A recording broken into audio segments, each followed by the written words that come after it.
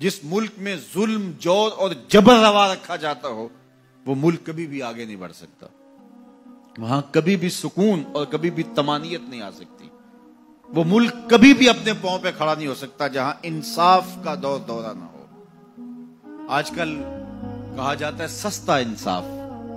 اسلام سستے انصاف کی بات بھی نہیں کرتا، اسلام مفت انصاف کی بات کرتا ہے. ہر شخص کی دہلیز تک انصاف پہنچے، اور اسلام نے انصاف کے تقاضوں کو اس انداز سے پورا کیا کہ میرے اور آپ کے آقا و مولا کے دور ہمایوں میں بنو اسود کی ایک خاتون چوری کر لیتی ہے اور اس کے ہاتھ کٹنے کا حکم ہوتا ہے، تو حضرت اسامہ بن زید رضی اللہ تعالی عنہ کے ذریعے سے حضور سے سفارش کی جاتی ہے کہ یہ قبیلہ نیا نیا اسلام لایا ہے، ان کی خاتون کا ہاتھ کٹ گیا تو کہیں یہ اسلام سے ہٹ نہ جائیں، تو کوئی نرمی برت لی جائے. تو حضور بلال حبشی کو ممبر بچھانے کا کہتے ہیں. لوگ جمع ہو جاتے ہیں تو آقا کریم ممبر پہ جلوہ افراز ہوتے ہیں اور فرماتے ہیں تم سے پچھلی امتیں اس لیے ہلاک ہوئیں کہ امیر اور غریب کے لیے الگ الگ انصاف کے تقاضے تھے ان کے ہاں. فرمایا میری شریعت میں ایسا نہیں ہوگا.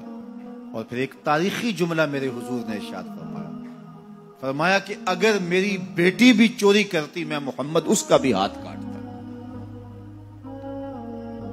جب کسی بھی ملک کے اندر، کسی بھی ریاست کے اندر دو طرح کی عدالتیں ہوں، غریبوں کے لیے الگ نظم ہو، امراء کے لیے الگ قانون ہو، تو پھر کبھی بھی اللہ کی رحمتیں ان قوموں پہ نازل نہیں ہوتی.